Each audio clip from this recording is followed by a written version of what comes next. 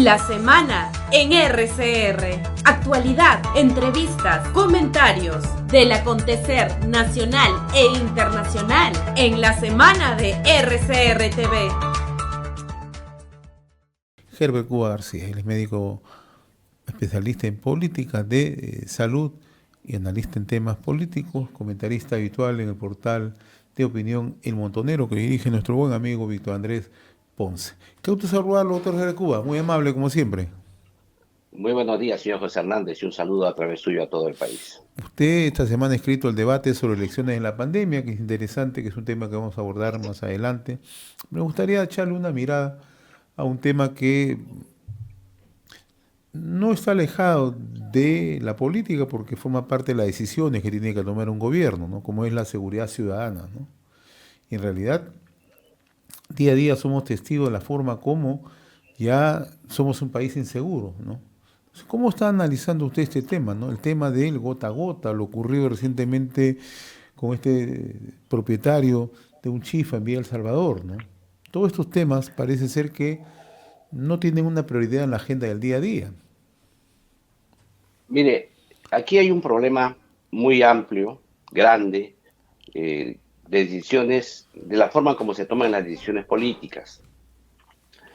Por un lado, existe sectores importantes de la sociedad que señalan que más importante de que que la lucha contra ese flagelo, que es el tema del sicariato, el tema de los asaltos a asaltos, el tema del arrebato de celulares, etcétera, etcétera, más importante es que se respete escrupulosamente el procedimiento. Y por otro lado, que sean solo las fuerzas del Estado, en este caso la policía, las únicas que puedan intervenir en este tipo de casos. Entonces aquí se genera pues una asimetría enorme. Por un lado, dejas inerme al ciudadano, porque el ciudadano está desarmado, y por otro lado, exiges que la población tenga un comportamiento muy estricto en el sentido del respeto restricto de las personas que te agreden. En otras palabras, aquí hay un desequilibrio, pero tiene que ver esto con una concepción de enfocarse en la vida, que es una concepción de, de un respeto irrestricto del individuo, inclusive al margen de lo que pasa en la sociedad. Y además, tampoco se ve el contexto, es decir, el individuo tiene que tener supremacía, así sea un contexto de violencia, así sea un contexto de inseguridad en la zona, así sea un contexto de agresiones sucesivas que haya en la zona, el individuo tiene que ser respetado y sin su integridad. Y por lo tanto, entonces, el ciudadano común y corriente, y esto es, veamos el caso del señor del Chifa el ciudadano que puede defenderse y lo hace, inmediatamente es judicializado. O sea, aquí se está judicializando la defensa, la legítima defensa. Si tú judicializas la legítima defensa, quitas un enorme potencial a la población para que se pueda defender. Quitas lo que se llama la autodefensa. Y aquí viene el segundo tema. Para que eso ocurra, debería haber toda una organización social importante para la autodefensa de la población. Pero el proceso no se quiere meter precisamente por lo que habíamos dicho antes, que existe una judicialización o la criminalización, digamos, de la legítima defensa. Y ahora el señor, el propietario del Chifa, tiene que ir a todo un proceso judicial para tratar de demostrar que fue legítima su defensa. Es decir, va a tener que demostrar que sus actos corresponden a la norma. Y en este caso, la carga de la prueba la tiene él, cuando debería ser al revés, cuando la carga de la prueba debería tener el delincuente. La carga de la prueba tiene que tener los familiares del delincuente en todo caso. Pero no el ciudadano que diga yo me he comportado bien y me he comportado de acuerdo a lo que dice la policía. Este es un sinsentido. Esto convierte a un desequilibrio de derechos, porque como es natural, si bien es cierto existe el derecho individual de las personas y cada uno de sus derechos están instituidos en el artículo 2 de la Constitución Política de la República, pero también lo tienen los ciudadanos que estaban en el Chifa, también lo tiene el propietario del Chifa, y ahí tendría que haber en todo caso una ponderación de derechos, una valoración de derechos en un contexto determinado, en una circunstancia, y eso es lo que falta. A tal punto falta que si el comandante general de la policía o el comisario ejerce mano dura, digamos, en la zona, en el marco de la ley, pero mano dura, es fácilmente acusado y fácilmente algunos policías pueden tener reveses en la justicia por ese comportamiento. Y si Entonces miramos, lo que hace... y doctor, y si miramos esto con una mayor proyección, o sea, no se está calibrando exactamente el daño que está ocasionando a toda nuestra sociedad, ¿no? O sea, a veces lo miramos por el tema personal, el tema de la supervivencia, pero eso tiene otros efectos, ¿no? En la economía.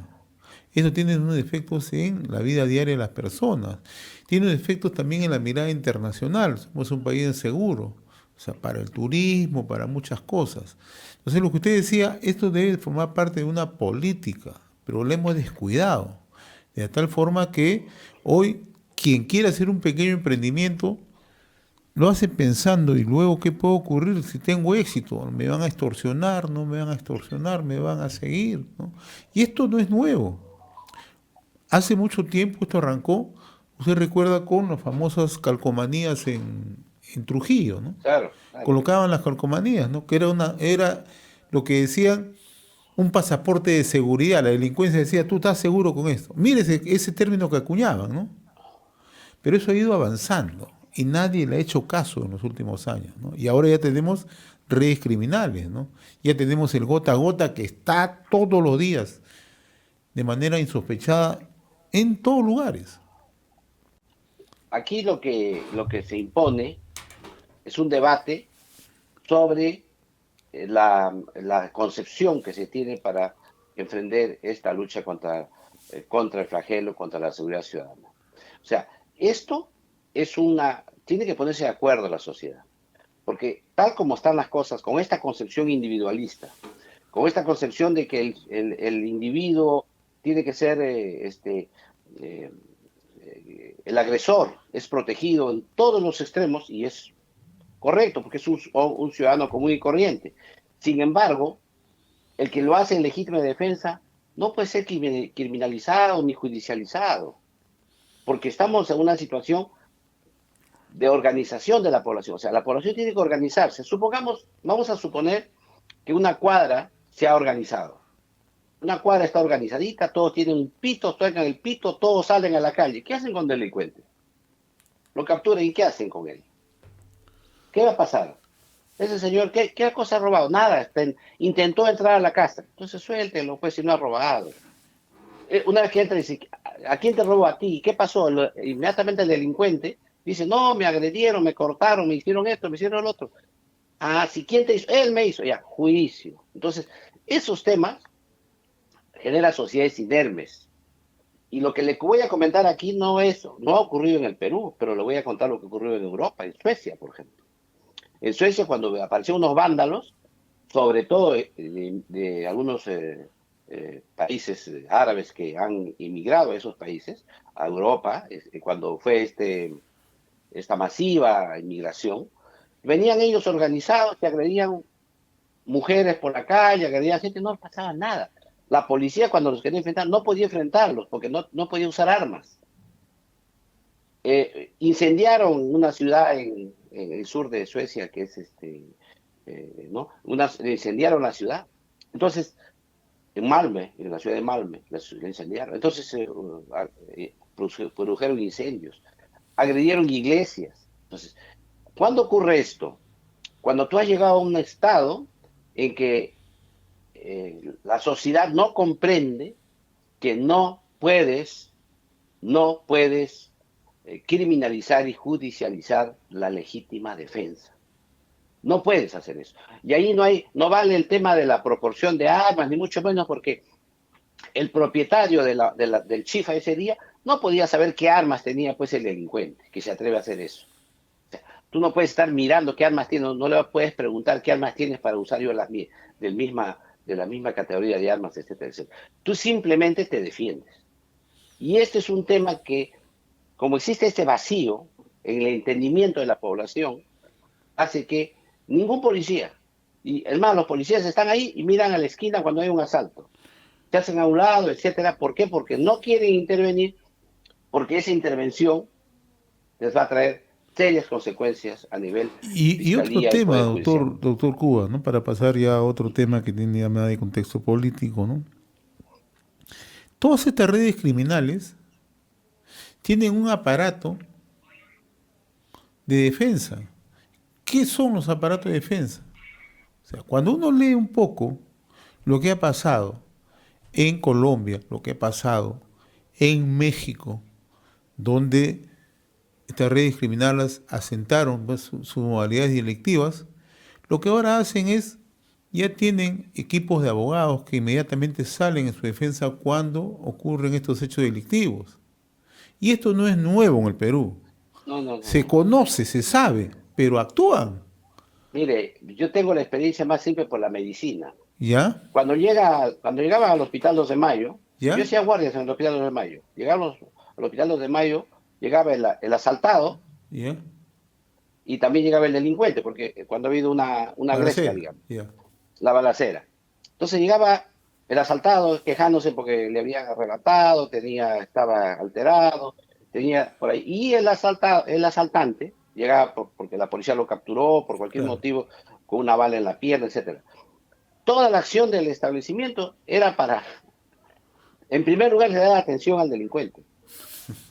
Es más, venían los familiares y necesitamos gasa, ellos tenían la gasa, necesitamos el alcohol, ellos tenían el alcohol, necesitamos hilo, ellos tenían el hilo, ellos tenían todo.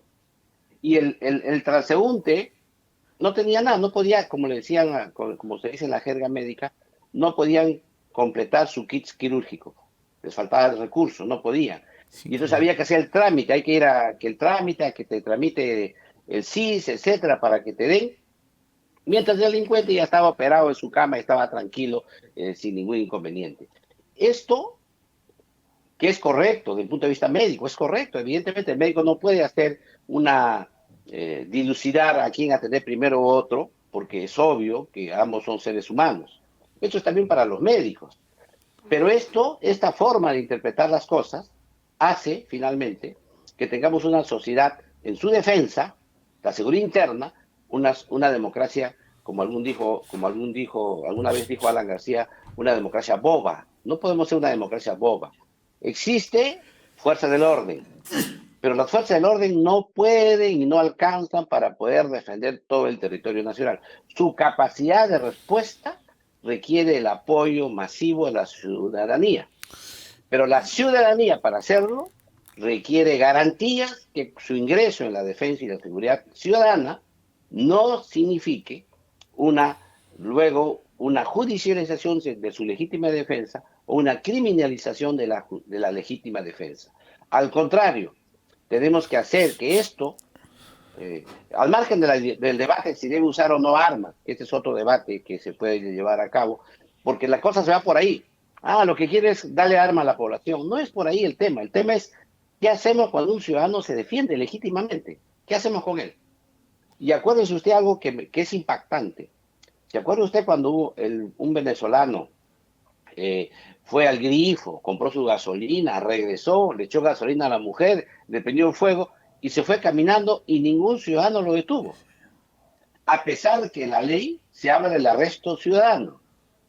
Sin embargo, nadie lo detuvo. Salió de viaje, y ahora estamos pidiendo la extradición de Colombia. O sea, esos temas ocurren. ¿Por qué ocurren? Primero, porque falta una adecuada articulación de las fuerzas del orden con la comunidad. Ese es un primer tema. Segundo, porque el Estado debe ofrecer garantías a la comunidad, a los ciudadanos que participan en la seguridad ciudadana. Tercero, porque no se debe dejar de criminalizar y judicializar la legítima defensa. Y cuarto, se le tiene que enseñar a la población mecanismos simples, que pueden hacer sin armas, sin uso de armas letales, por ejemplo, de defensa en el país. Y además de eso, como último punto, participar en lo que es la información, que den información de todo lo que ocurre en la zona para que la comisaría y la fuerza del orden estén perfectamente informadas sobre el tema de seguridad ciudadana. Eso, para que eso ocurra, significa mucha educación, mucho trabajo y una concepción total, un cambio de concepción en la forma en que enfrentamos el delito en el país. Hoy día, ¿qué hemos hecho? Le hemos puesto el delito a manos solamente de la policía. Está sobrepasada la policía, está sobrepasada la fiscalía, está sobrepasada el Poder Judicial. Tenemos un Estado pequeño en capacidades para enormes necesidades que tiene el país. En efecto, es un tema que, si es que no se logra establecer una política directa, una toma de decisiones desde las autoridades, cada día nos está ganando mucho espacio. Vayamos al tema político, doctor Gerbe Cuba. ¿Cómo miraba usted esta semana al Congreso? El Congreso siempre trae sorpresas, ¿no? Sí, en el Congreso esta semana hemos tenido varios temas, dos temas legales, uno de ellos ligado a la aprobación de el cambio del Código Penal, que ha merecido que desde la clase jurídica, digamos, los juristas del país hayan alzado su voz de protesta debido a que hay una disminución del periodo de prescripción, hecho que podría cortar los procesos o beneficiar a procesos judiciales en curso. Sin embargo, aquí también habría que ver algún mecanismo para que esto no dure tanto, ¿no? No podemos tener procesos judiciales de 20 años, 25 años, etcétera, etcétera. Esos son dos temas que quizá va a meditar que el Congreso de la República retome el debate y en la próxima legislatura se pueda corregir la ley. Que la buena intención está ahí, sin embargo creo que esta buena intención no debe traducirse tampoco en impunidad. Ese es un tema inicial que creo que ha merecido enorme discusión. El otro segundo punto, que sí a mí me preocupa más porque va ligado a mi sector, es que se han aprobado en el Congreso una iniciativa que permite que los alimentos especiales, así denominados, que usan personas que tienen algún trastorno digestivo, etcétera, o trastorno orgánico, puedan no ser etiquetados. Y esto significa que no va a saber la población que compra esto qué contiene el producto, y menos aún si es que está alto en azúcar, grasa, etcétera, y no va a tener octógonos, no va a tener ni etiqueta ni octógonos. Y aquí hay dos temas, pues. Uno es el etiquetado, la obligación que tiene de etiquetar, pero como el etiquetado es letra menuda, a veces no se lee rápidamente, adicionalmente tiene un octógono de alerta, que alerta que tiene grasas trans, o tiene alto en grasas, o tiene alto en azúcar, o alto en sodio, que es sal. O sea, esto está etiquetado y la población conoce los octógonos, pero esto sería retirado de estos alimentos especiales que generalmente se le da pues a los niñitos, a los recién nacidos, o a los inclusive antes, los prematuros, los recién nacidos, los niños menores, los mayores también, o los que tienen personas que tienen algún trastorno vulnerable. Entonces le dan este tipo de alimentos que son suplementarios, digamos, o a veces alimentos propiamente dichos. Todo esto quedaría al margen del etiquetado y los octógonos. Esto, como es natural, ha generado una enorme discusión porque el inicio de la ley de la alimentación saludable se dio precisamente para proteger a los niños, porque es una ley para proteger a los niños, niñas, adolescentes, así dice la ley.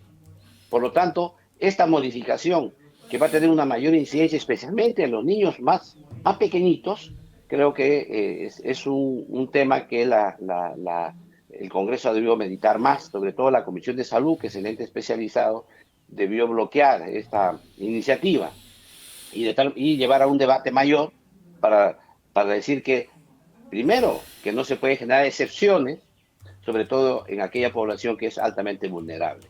Entonces, esto va a ir al Ejecutivo con el agravante que ya fue una vez al Ejecutivo y ya el Ejecutivo lo observó y ahora han vuelto a hacer algunas correcciones con otro y lo han vuelto a mandar al Ejecutivo y esperamos que el Ejecutivo lo vuelva a observar y que el Congreso reflexione y vea que esto no es lo más conveniente para nuestros niños, para nuestras personas vulnerables, para nuestros ancianos. Creo que lo correcto es lo correcto, que tengan su etiquetado, que sepa la porción que contiene, y si tiene ese alto en azúcar, que lo diga, si tiene alto en grasa, que lo diga, pero que esté ahí y que la población finalmente sea la que decida. Y en estos casos de poblaciones vulnerables, los profesionales de la salud, en este caso los médicos que ven el tema, meditúen si es que se puede justificar el uso de altos niveles de azúcar en estos componentes que se dan a los niños. Entonces, este es otro segundo tema. Y el tercer tema que creo que se ha visto esta semana ha sido que en el Congreso de la República ha sido que ya se observa una interpelación al ministro de Energía y Minas.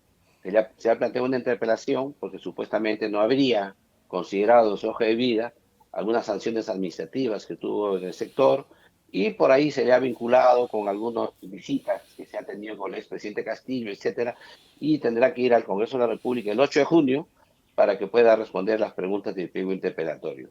Aquí la novedad de esto es que es un pedido de interpelación presentado por la bancada fujimorista y entonces parece que por ahí las cosas ya no vienen solamente por la izquierda que perdió el gobierno, sino ahora por este lado, así que vamos a ver qué ocurre ahí, porque como todos sabemos, ese sector es sumamente gravitante en la economía nacional y esperamos que se pueda resolver adecuadamente este pequeño impasse dentro del Congreso de la República. Finalmente, doctor Cubo, esta semana usted ha escrito sobre un debate sobre las lecciones de la pandemia, ¿no? Y a propósito, ¿no? El 17 de mayo último, el Colegio Médico de Perú presentó el informe de la pandemia del COVID en el Perú, su impacto en la sociedad peruana, las lecciones aprendidas. ¿Hay lecciones aprendidas? Sí, antes de eso, no sé si tengo un tiempito. Sí, cómo no. Quiero decir dos comentarios. Uno, el tema López Obrador. ¿Ya? Por favor. Claro, cómo no. Sí, no hemos tocado, pero es importante conocer su punto de vista, por favor. En el tema López Obrador, Perú tiene en estas circunstancias una enorme competencia con México en el tema del puerto de Chancay.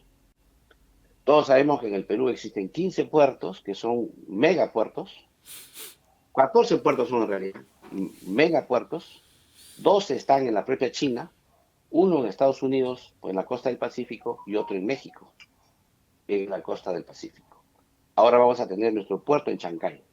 Y este puerto en Chancay debe entrar en operaciones ya el próximo año. Y Perú sería un enorme competidor en el comercio internacional con México. Ese es un primer tema que hay que tomar en cuenta. Esto nos abre las puertas de Perú tranquilamente al Asia-Pacífico.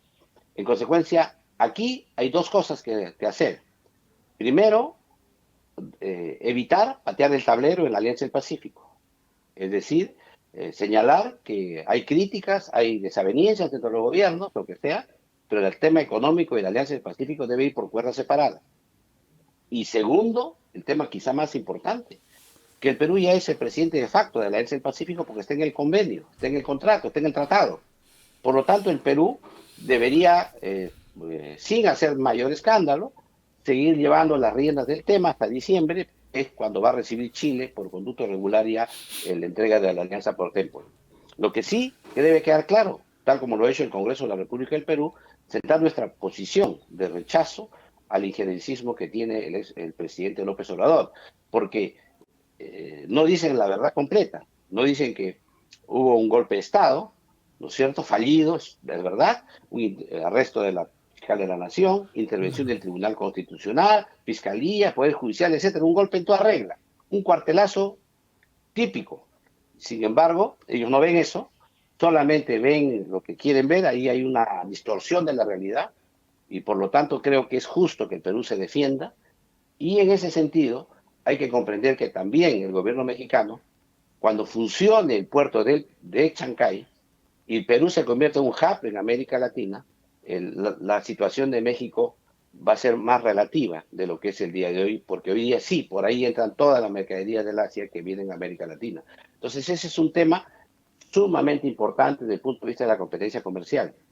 Y el otro tema que necesitamos ahora sí es que nuestro ministro de Transportes pueda de una vez señalarnos cómo va a ser el del puerto de Chancay para adentro, cuáles van a ser los medios de comunicación que van a conectar el Perú y América Latina, América del Sur por lo menos, con este puerto, porque este puerto va a tener enorme flujo comercial y eso requiere que se nos diga, va a ser trenes, carreteras, camiones, ¿cómo va a ser eso? Porque ya el puerto está el otro año, el 2024. Ese es un primer tema. Y el otro tema que quería tocar también es que esta semana he escrito 2 artículos. Uno primero es que el gobierno y el Ministerio de Salud continúa realizando compras simplificadas, haciendo adjudicaciones simplificadas, a pesar de que ya terminó la pandemia COVID-19. Y en este caso, por 550 millones para la compra de equipos, de equipamiento médico, sin licitación.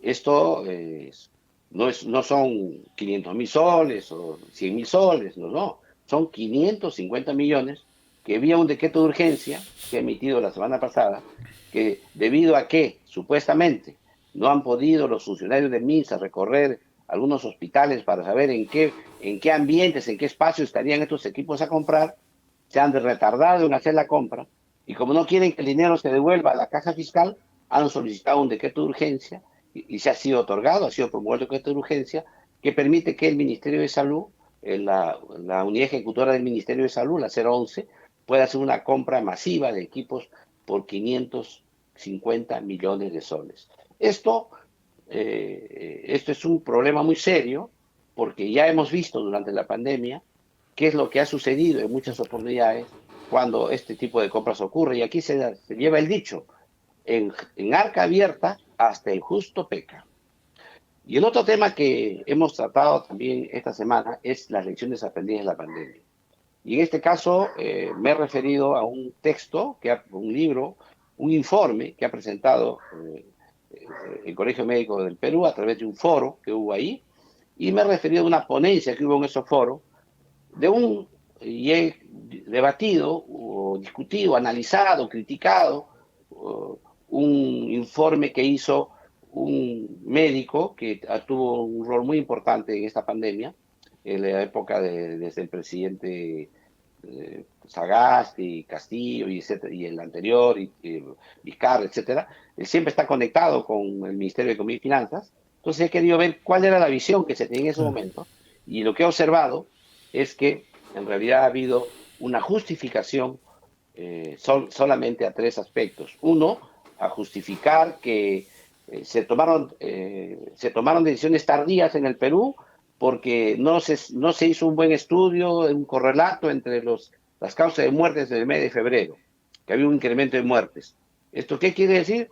Que por eso tomaron decisiones tardías. Y esa es una falacia, porque ya sabíamos lo que había ocurrido en Wuhan, ya se sabía lo que ocurrió en Italia, ya habíamos visto, ya había en 113 países se había difundido la pandemia y lo de Perú era cuestión de días.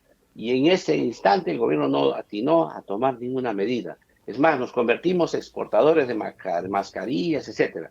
Entonces, ese es un primer tema, una primera lección aprendida. La lección aprendida es que precisamente hizo una acción tardía y las epidemias hay que enfrentarlas con tiempo, preparándote. ¿Qué es lo que debemos estar haciendo ahora? Que se lo está reiterando con el tema del dengue, como estamos viendo también.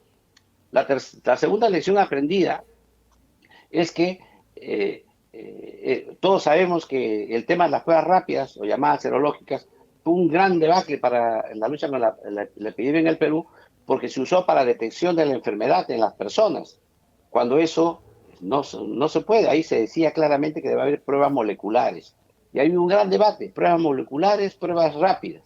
Al final lo que hace este informe que ellos sacan señala que las pruebas rápidas fueron útiles, funcionaron, para ver cómo estaba el virus en la comunidad. Es decir, lo que ya se sabía. No han entrado al tema de fondo, al debate del mal uso de las pruebas rápidas que se usaron en lugar de las pruebas moleculares que eran las necesarias. Y por último, la lección aprendida es que esta pandemia ha afectado a todo el Perú, pero sobre todo, en modo dramático, a la población más pobre. El número de muertos que tiene el Perú, de más de 220.000 muertos, son, en relación a nuestra población, es la primera mortalidad del mundo en la epidemia COVID-19. Y aquí el estudio señala también que, por ejemplo, se hizo la pandemia cuando ya el virus estaba en el Perú. Se hizo la cuarentena, rígida, estricta, cuando ya el virus estaba en el Perú. Y es una discusión enorme de si era ya oportuno hacer la cuarentena. Y es evidente que había muchas voces que señalaban su inconformidad con la cuarentena, el poco efecto que podría tener una cuarentena generalizada para todo el Perú, estandarizada, uniformizada, sin tomar en cuenta que el Perú había informalidad, había diferencias geográficas, étnicas, etcétera, etcétera. Hicieron todo a nivel nacional y que eso fue totalmente un fiasco. Y esto tampoco lo analiza el texto. Y por último, que creo que lo más importante, es que durante la pandemia el Colegio Médico del Perú pagó con su propio peculio dinero, avionetas para trasladar a médicos de provincias, para traerlos a hacer atender a Lima porque no construían camas UCI en provincias. Eso, que es un tema esencial en un texto de la pandemia, de lecciones aprendidas, que demuestra que si no había plata de los médicos que hacían su colecta para poder tener una avioneta y tener un médico, ese médico se moría en la provincia que estaba. Y esto contrasta con lo que ocurría con la población en general. Por eso es que creemos que hay que debatir ahora, que ya terminó la pandemia, pero el tiempo nos gana porque tenemos una epidemia que es la del dengue, que hemos conversado ya 2 veces aquí, que nos está asolando también. Muy bien, doctor Gerry Cuba, como cada sábado yo le agradezco su participación a través de RCR, Red de Comunicación Regional. Ha sido un gusto conversar con usted, por favor. Muy amable. Un abrazo una vez más.